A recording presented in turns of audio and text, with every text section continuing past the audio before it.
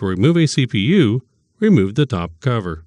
Press the release button on the cover latch and then lift up to disengage the top cover from the chassis restraining clips.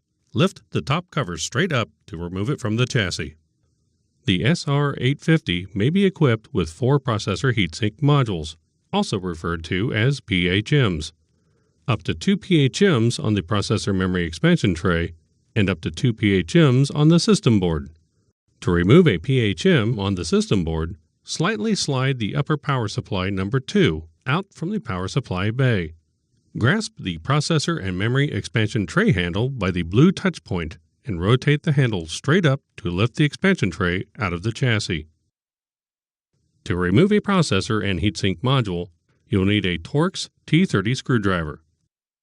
Fully loosen the numbered captive fasteners on a processor heatsink module in the removal sequence shown on the heatsink label. Loosen fastener number 4, then 3, 2, and then 1.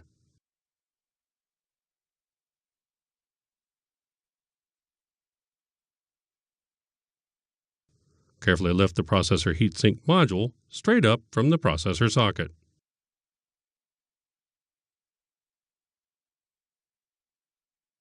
Place the PHM on an electrostatic mat with the processor facing up. Locate the pry notch and disconnect the nearest retainer clip. Place a standard head screwdriver into the notch near the clip and carefully twist the screwdriver counterclockwise to loosen the retainer from the heatsink. Disconnect the remaining clips in counterclockwise order. Grasp the retainer by the edges and lift straight up to separate the CPU and retainer from the heatsink. Leave the CPU in the retainer and place it in the appropriate electrostatic protective packaging. If the CPU or heatsink are going to be reused, use an approved wipe to clean the thermal grease from the part.